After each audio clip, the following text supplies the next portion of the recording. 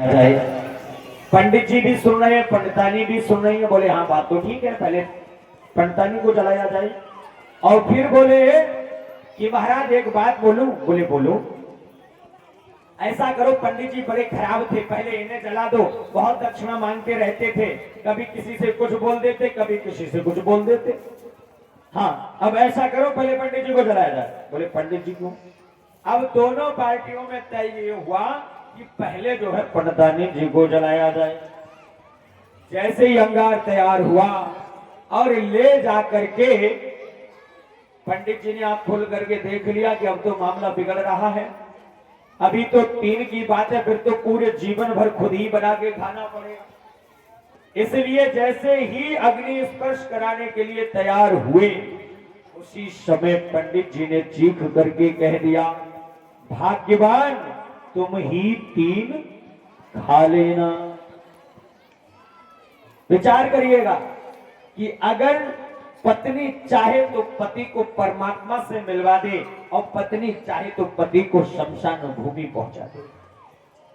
शमशान भूमि को सुन लिया, अब सुनते हैं परमात्मा से मिलन।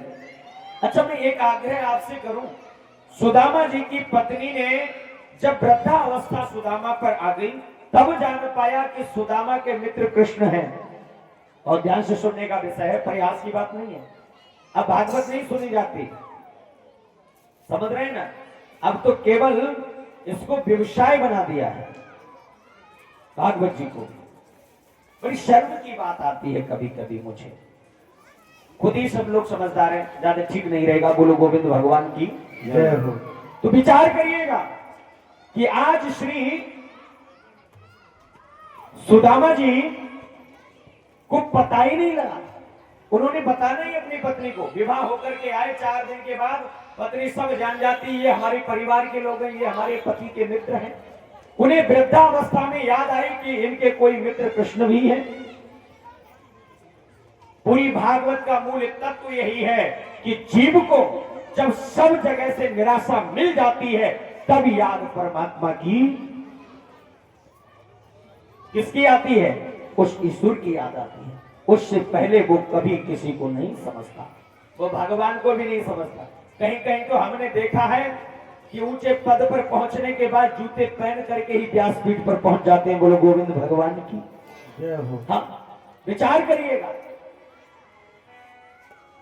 आज श्री सुदामा जी की धर्म पत्नी सुदामा जी से आग्रह करती हैं कि हे स्वामी, आप अपने मित्र से जाकर के मिलिए, उनसे एक बार मिल करके आइए। सुदामा जी बोले मैं जाकर के क्या कहूंगा? बोले जाकर के आपको और कुछ नहीं कहना है, प्रभु से आग्रह करना, वो मेरे जीवन की कुछ व्यवस्था करेंगे। उन्होंने भोजन पदार्थ की बात नहीं करी, वो मेरे जीवन की कुछ व्यवस्था करेंगे। जाइए, वो सुशीला सुंदर गुण हृदय में उत्पन्न हुए उस जीव को प्रेरित कर रहे हैं कि ईश्वर की शरण में चल। लेकिन विषयों का इतना बड़ा प्याला आपके हृदय में बसा हुआ है कि जिसके कारण मैं जाना नहीं चाहता, उस ओर मेरा मन नहीं लगता, ध्यान केंद्रित नहीं होता। महाराज बार बार आग्रह कर रही है, चली जाइएगा, कुछ तो मिलेगा। सुदामा जी बोले कुछ शब्द मत जोड़ देना। क्यों? कि मांगने की जब बात आती है तो समझ लो मरने के समान होती है। विचार करिएगा, मांगना नहीं है, और जिसने मांगा उसका अपमान ही हुआ। बंसल जी क्षमा चाहता हूं, जिसने मांगा उसका अपमान ही हुआ। प्रमाण मैं नहीं, ये भागवत जी दे रही है। क्या? दशरथ जी के दरवाजे पर जब श्री विश्वामित्र जी पहुंचे तो उनका बहुत स्वागत हुआ। मुनि समाचार सुना जब राजा, ले गए तहा विप्र समाजा। वेद पाठ हुए, पुष्प बरसाए गए, लेकर के गए। और बैठने के बाद पूछा महाराज जी क्यों आए हो? क्या कहा कि हमें तुम्हारे पुत्रों की आवश्यकता है, हमें तुम्हारे पुत्र चाहिए।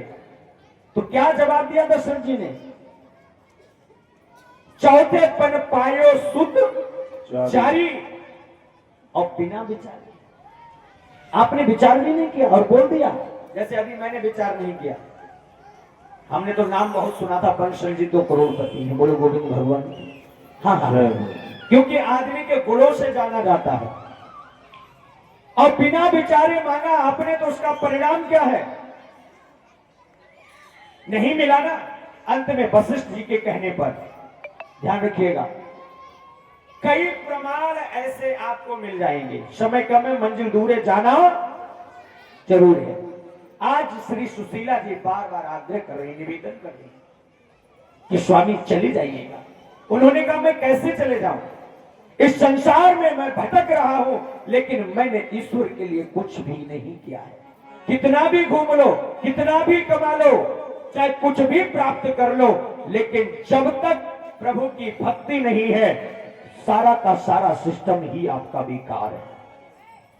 क्या आग्रह करती है मैया सुशीला, निवेदन कर रही है कि हे स्वामी, क्यों इस संसार में नाथ भटक रहे हो। दो कर जोर सुशीला बोली भरतार से, दो कर जोर सुशीला बोली भरतार से, मिलने को जल्दी जाओ बचपन के यार से, मिलने को जल्दी जाओ बचपन के यार से, मिलने को जल्दी जाओ बचपन के यार के।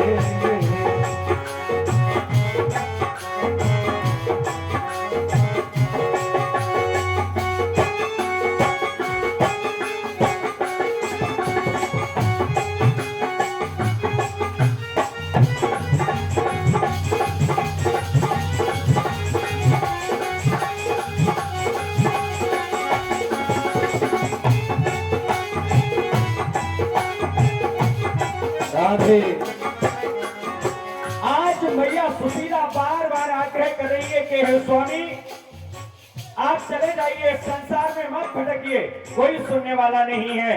अगर सुनता है तो मुरलीधर ही सुनता है। आपसे मेरा निवेदन है, आग्रह है, हे स्वामी एक बार जाइएगा। और इसी बीच में हमारे गाजियाबाद के श्रीमान संजीव शर्मा जी, जो वर्तमान विधायक हैं बीजेपी से, मैं आग्रह करूंगा कि आप जो है सीधे सीधे, हाँ हाँ हाँ हाँ, श्री ठाकुर जी की शरण पकड़ लो। हाँ,